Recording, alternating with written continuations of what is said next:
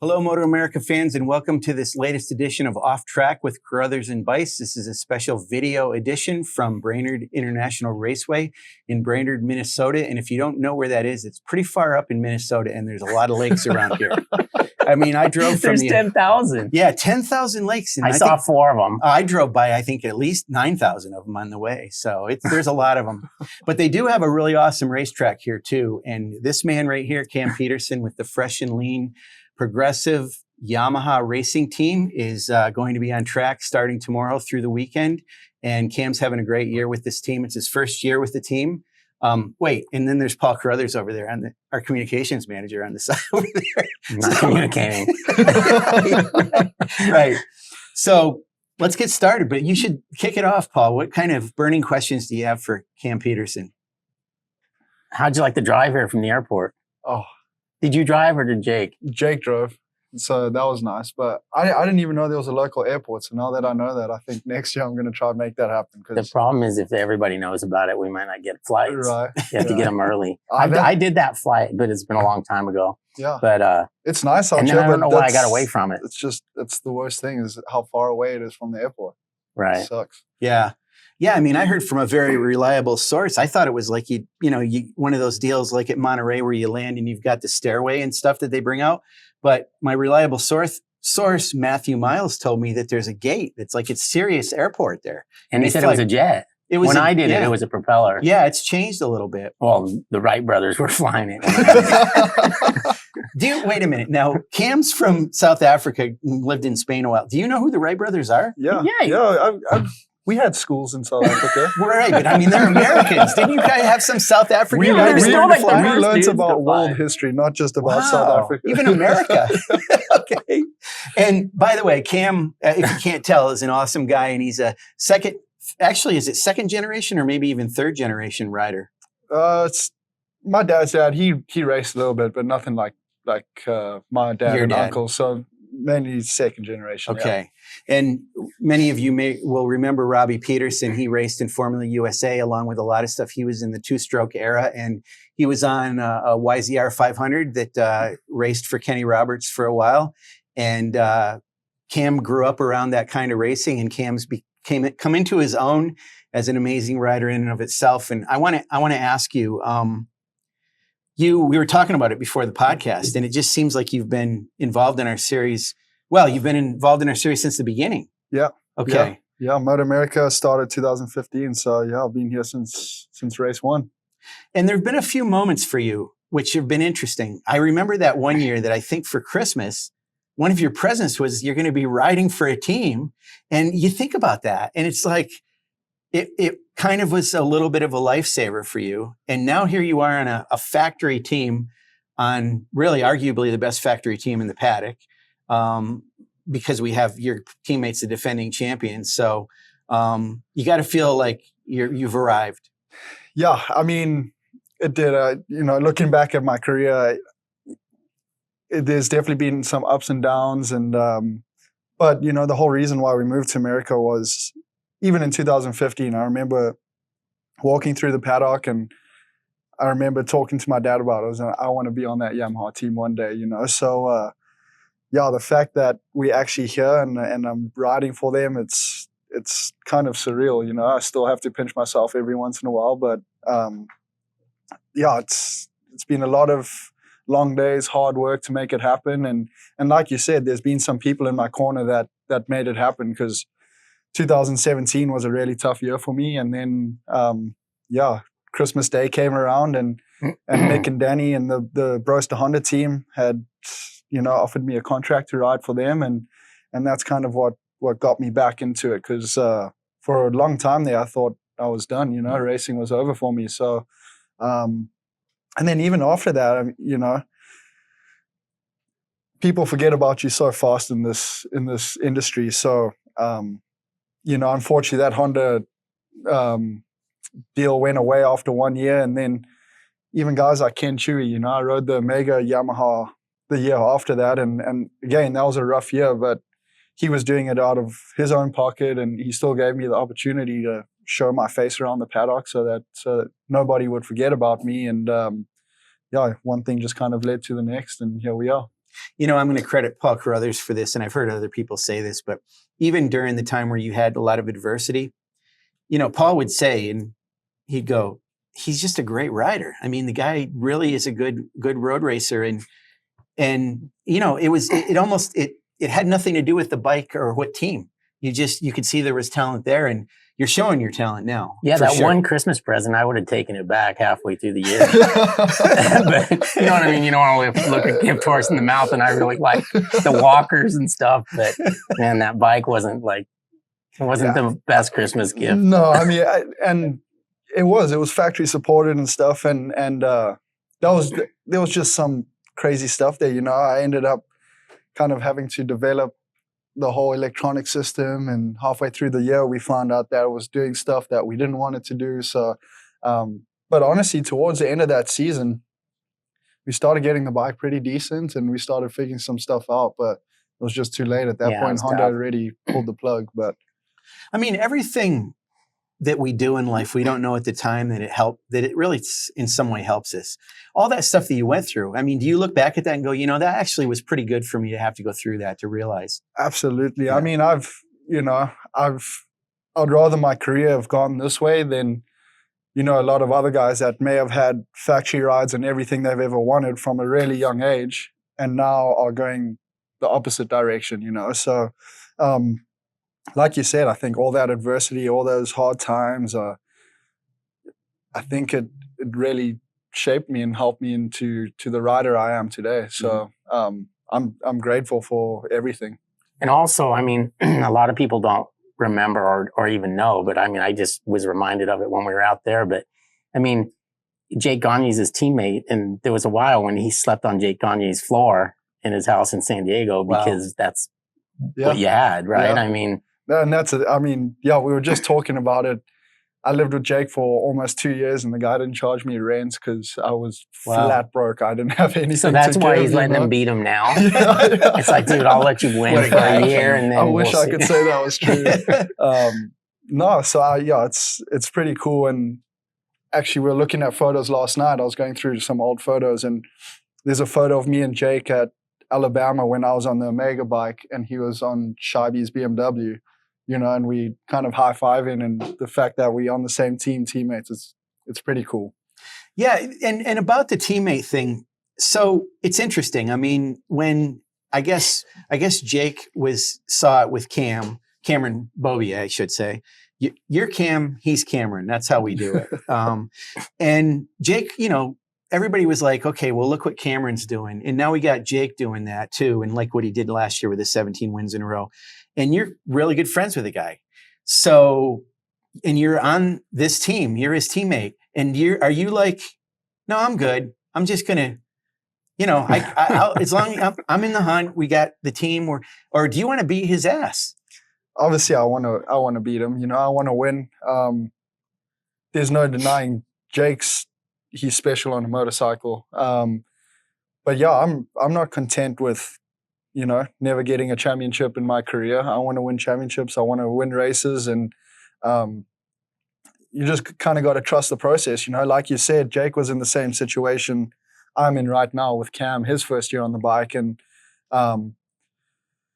obviously if you're going to get beat by somebody, I'd rather it be one of my best friends. But no, at the end of the day, no matter what happens, there's no hard feelings. No matter who beats who, there's no hard feelings. But we both want to win really bad, and I'm just trying to go through the process and trust the guys, and I think that day is going to come where it's I'm going to be able to challenge him a little bit more, and get some wins. But absolutely, I want to win more than anybody.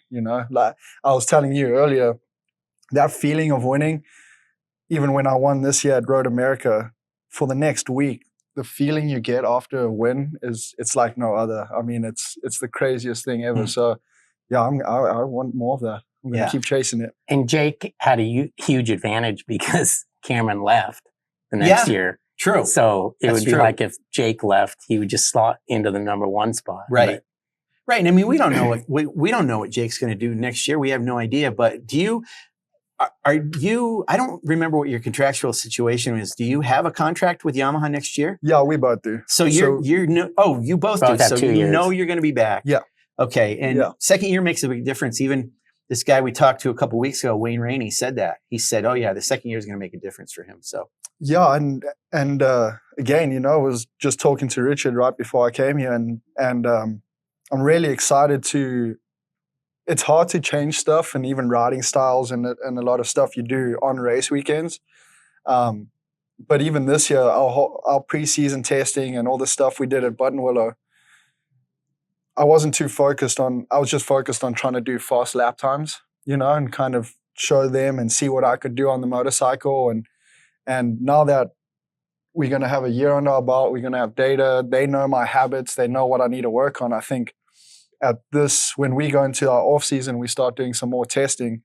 I'm going to be able to kind of fine tune some more stuff, and I know what I need to work on. And I'm not going to be there just putting my head down, trying to ride as fast as I can. I might be able to take a step back, knowing that I'm good. I can, run up at the front and just try fine tune some certain stuff in my riding. And I think it'll be good. Difference. I think so. Yeah, I think it'll be good. So it's funny. Last year, I remember at VIR when you were on the Suzuki, you and what am I thinking? Loris Baz. Sorry, I almost said Zanetti, but that was 2 years ago. Loris Baz diced it up pretty good. It was a little heated. I mean, you guys had some fun. I put it that way because you had some fun with Danilo Petrucci at Laguna Seca, and I wasn't sure the outcome was going to be. It's fun, and I know a lot of people were holding their breaths just because the way things have gone with him this year.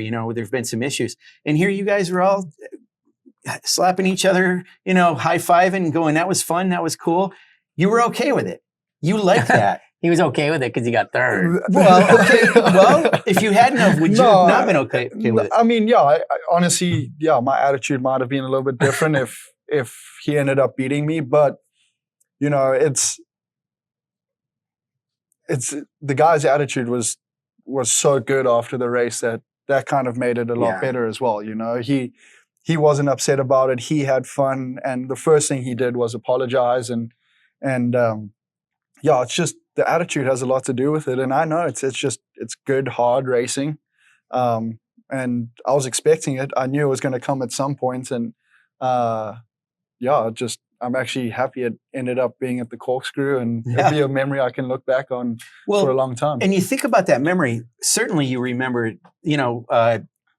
Valentino Rossi and what was it? Casey Stoner. Casey Stoner. So sorry, I'm having a little bit of a moment. Senior moment here. That's why my because you got a pan in your sleeve. Yeah, that is a little embarrassing. I had to take that out. Jesus, I look like some kind of a cop. Yeah. Paul Blart Mall Cop or whatever I am, whatever that movie was. No, so you saw that moment, you remembered it, and you're like, wow, that's amazing that they did that. And you did the same thing. Did you think about that and go, oh my God, I just did something that I couldn't, I mean, honestly, I didn't, and it wasn't, we can't even compare that. It wasn't even on the same level. I mean, what Rossi did. And I think they had dirt there then, right? It was dirt. Yeah, there was no asphalt. And you knew what was out there.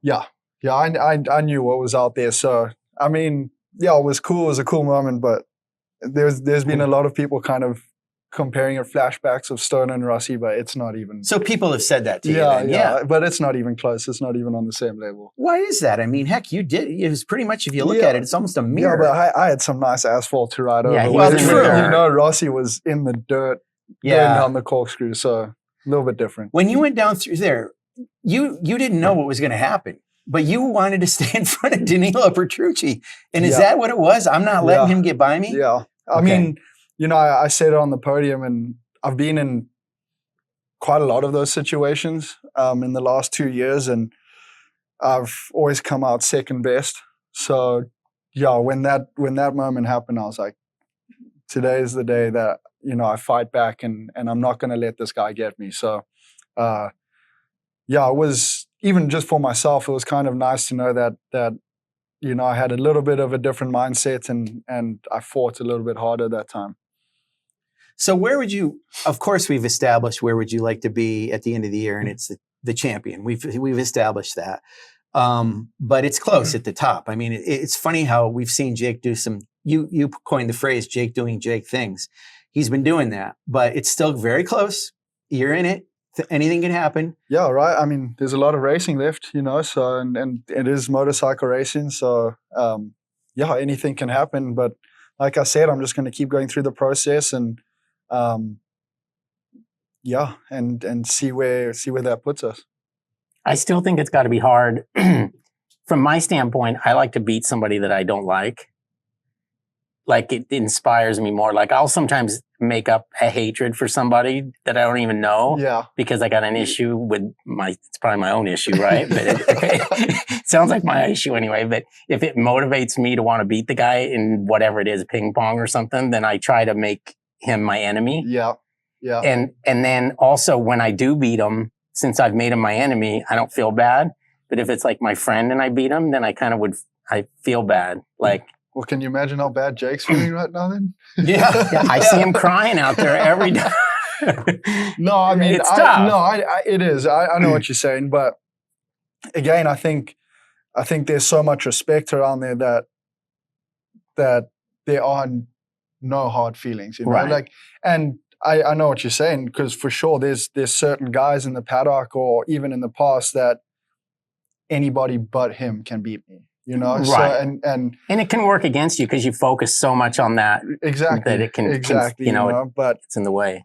Honestly, like my goal now is just nobody can hate Jake. You know, right? You can't even make anything up. But I one thing for me now is if I know I beat Jake straight up, fair and square, to me he's honestly one of the best in the world at the moment. I mean, what that guy's doing, and I know it's local tracks and he's been here for a while, but I think you can bring anybody here and put him on the same bike or on anything, they're going to struggle to beat Jake Gagne. So that's kind of the way I look at it right now, is if I'm able to beat that guy on a good day, fair and square, you've accomplished something. I've accomplished something for sure, you know. Because I remember Matt Mladen, it didn't matter who it was. At the start of the year, I think even probably at the Daytona tire test that they used to have, he could tell who was going to be his biggest competition and hated him. Oh, yeah. And then they hated each other the entire year. Yep. Like him and Spees were just like, they'd be in press conferences. It was so uncomfortable. They wouldn't even look at each other. Yep. He went through with Miguel. He just, you know, they would hate each other. And right. I think the only person he didn't do that with was Nicky Hayden. Exactly. Nicky Hayden ended up beating him. Right. Not because of that, but yeah. So it's just different people. Yeah. And I think it's different for you because you came into this, like, you're already really good friends with Jake. Yeah. It wasn't like it's not even like Petrucci where you just met him, you know what I mean? Exactly. Where it'd be easier to dislike him. Yeah, exactly. So, but I mean, it's an interesting situation for sure. Yeah.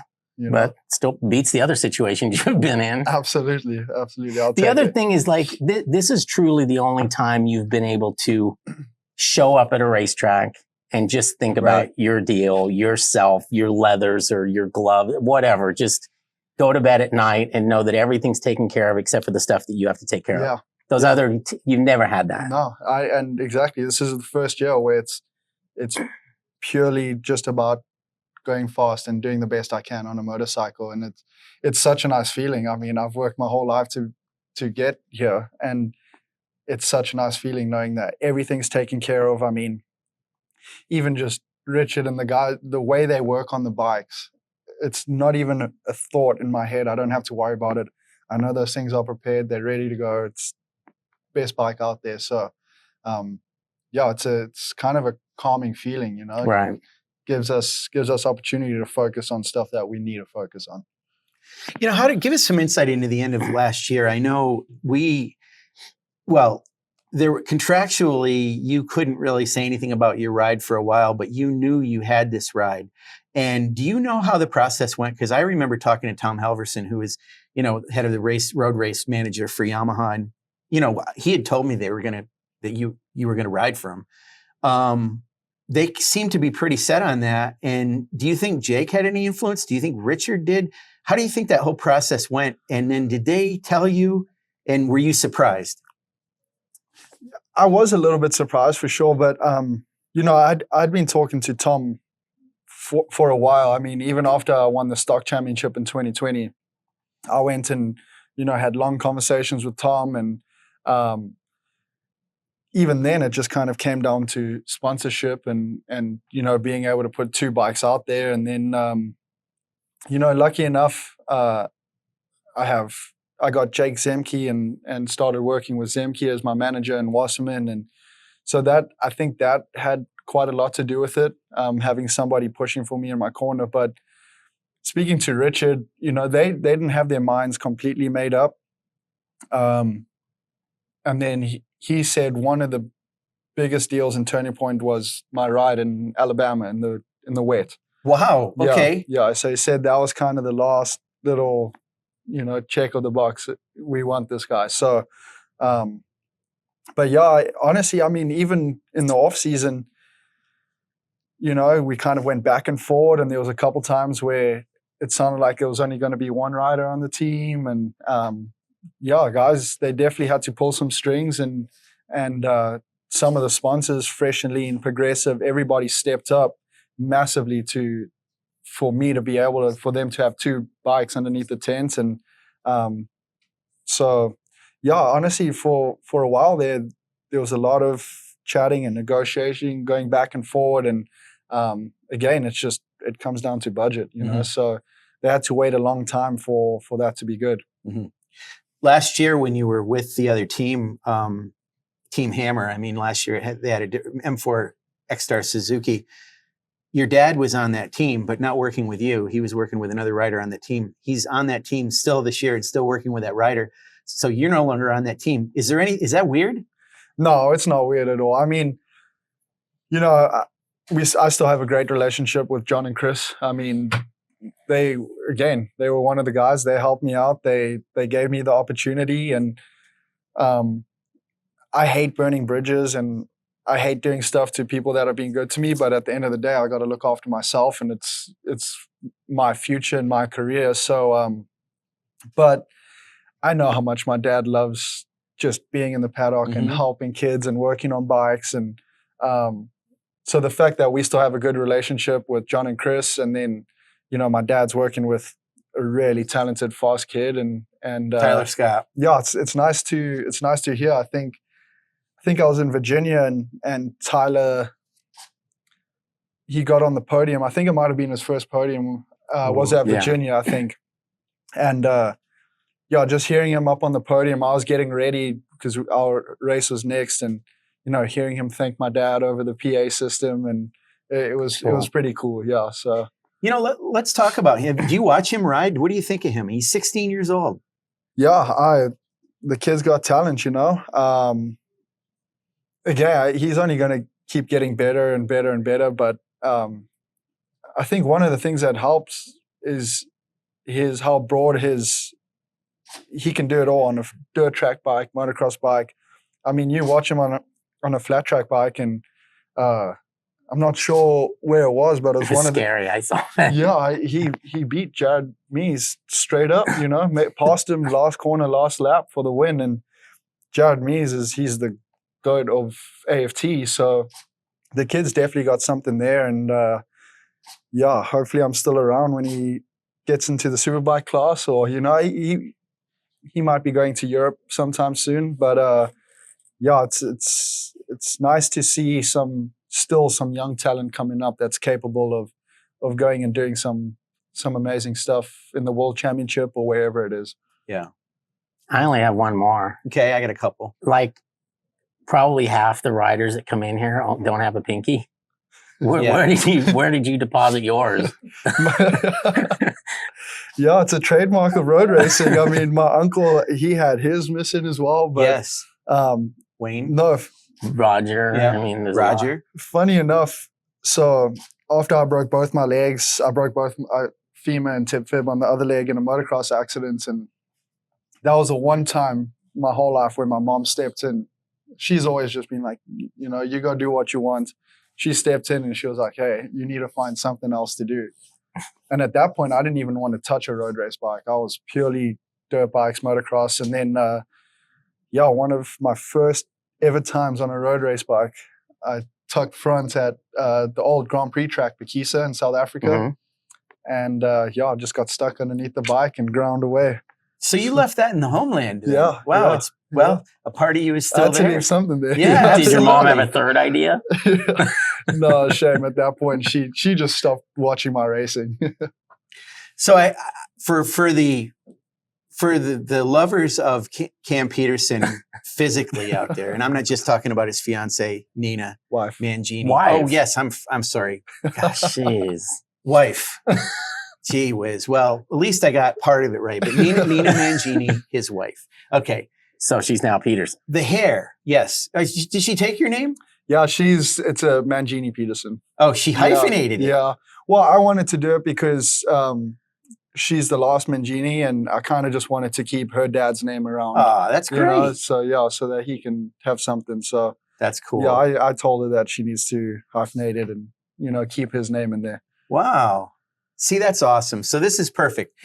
I got to ask you about your hair. I mean, what's going on? What I don't know. What did you just say? I'm sick of cutting it. Did you say I'm going to see what it's like long? Have you ever had long hair before this in your life? I haven't. I mean, so my dad's super old school. So Yes. So growing up, it was nothing but buzz cuts and number 4s everywhere, and then like I said, I finally moved into our own house, so I could live by my own rules. And I've always wanted long hair, so I thought I'd give it a try. And it's only been a little over a year since I last cut it. So I actually had an appointment booked last Tuesday to get it cut, but I chickened out. So Yeah, I mean, you don't want to mess with the karma right now. You got to get through. You're going to have to go through the season with it's it like just that. it's tough dealing with all this hair. I'm not going to lie. Yeah, so I bet. I go through days where it just irritates me more than anything. I'm like, that's it. I'm cutting it. I'll make an appointment, and then I end up liking it again. So Yeah.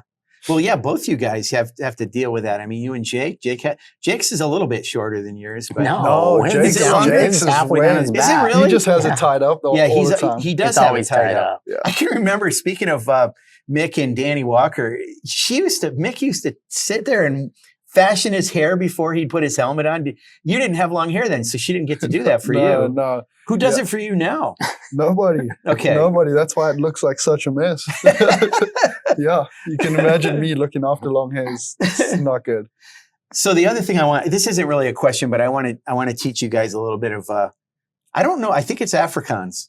And I learned this from Matthew Skoltz, who is a good friend of his from his same country, although Cam is from Johannesburg and Matthew's from Durban, and it's way different, right? Yeah. Those two places are completely different. Yeah, it is. Yeah. And your accent is different than his a little bit too, right?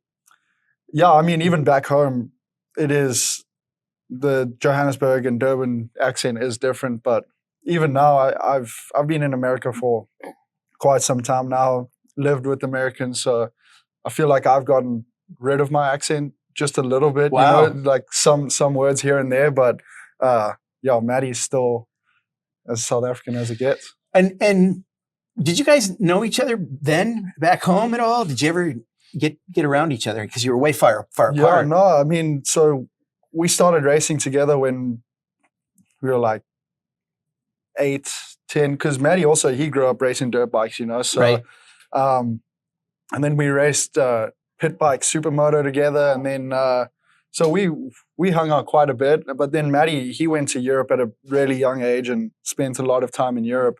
And then one of the first times he came back in 2014 to South Africa, and that's kind of when we really started hanging out and doing our thing. And then you both came here in 15, right? Or was he 16? No, he was a little bit 16. He came and did a little bit in 16. He filled in for I think Sheridan. Yes, he I did. think Sheridan was Sheridan riding. Marias. He came and filled in for a little bit, and then the first full season he did was 17. That's Right. right. Yeah. Okay, so this whole thing about Matthew and about South Africa and all that is leading into the fact that your mom and dad, you might call them your parents now because you've been living in America so long. But what do you call them? The two of them? They're called what? Your mom and dad. It's a South African word. I think it's Bali's. Oh, the Ballies. The Bali's. The Bali's. You're a Is Bali that like as well. the rent? Oh, No. I thought it's just your parents. No, a Bali is just An old person? yeah. Oh, it's old people. Matthew didn't tell me. That's Matthew why told he me. calls that to you, probably. Yeah. He doesn't call me that. He calls this. I thought it was another name for your parents. So it's old people. I mean, yeah, you do refer to your parents as bullies, but I mean, it is also, yeah. Anybody of a certain age. So he Oh, calls us damn. both that behind our back. The bullies. Yeah. I thought you were saying, well, you are too, because you were saying, well, because you're my friend. I didn't know just because I'm old. So, all right. Well, I made a mess of that. No. You're his old friend. Yeah, that's exactly it. So we'll wrap it up here, but good luck this weekend, Cam, and then we'll see. I mean, you got one race win last year. You had a race win this year already. There's still more to come. He's We got got a lot of 4 or racing 5 left, podiums in a row. right? And he's dicing it up at the front. So how you feel about this track? Yeah, I like this place. It's challenging, isn't it? It's no, different. It's interesting for sure. I mean, I think it might be better this year. They fixed some stuff up. So, Yeah. But honestly, there's the middle part of the track's really fun. It flows really good. But yeah, for some reason I struggled here just a little bit last year. But yeah, this year seems to be completely different, So I'm looking forward to it. I think the Yamaha is going to be good around here. So yeah, just going to try to keep the streak going. I think I've got a podium every single race this year. So every weekend. So I got to keep the streak going and yeah, just try to close that gap to Jake. So when you're around the track after, usually what you guys do, especially I see it with the winner of the race, Jake has been doing these things, and I know it's mostly for the fans. He'll go over and he'll, kind of wave to the fans and stuff. But at the same time, you guys always do thumbs up to the corner workers and stuff. So the corner workers have a special relationship with the riders, right? What's that all about? Just because they do the job that they do for you guys? Yeah, I mean, those guys, they out there all day, every day, and it's hot and nasty in some places. So yeah, I got a lot of respect for them, and they're out there to help us, and most of them are volunteers. They're just there just to enjoy it. So yeah, and there's a few of them that travel around to every single race, and, right.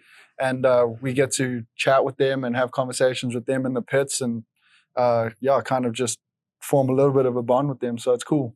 Yeah, so we've got 3 rounds coming up where we'll be in Pittsburgh, then New Jersey, and then Barber Motorsports Park. And we're always looking for corner workers, corner marshals. And it is like Cam said, it's a volunteer system. Depending on your experience, though, sometimes they are paid positions. But we're going to be doing an open call for corner marshals on August 10th. It's going to be a Zoom-based call, and we'll get more information out about it and give you the link for you to join it. But if you've ever wondered about being a corner marshal, corner worker, this is a great way to see it, see what it's all about, learn about it, and come to one of our tracks and do it. And I always say this, it's the best seat in the house because they're as close as you can get without actually being on the motorcycle. And sometimes if one of the riders goes down near you, you actually get your hands on the motorcycle or talk to the rider a little bit. So it's a cool job to have, and it's something that's very rewarding because the riders love you guys as corner workers. So thanks for joining us on this podcast. Anything else you want to say? No, thanks for talking to me, guys. Appreciate it.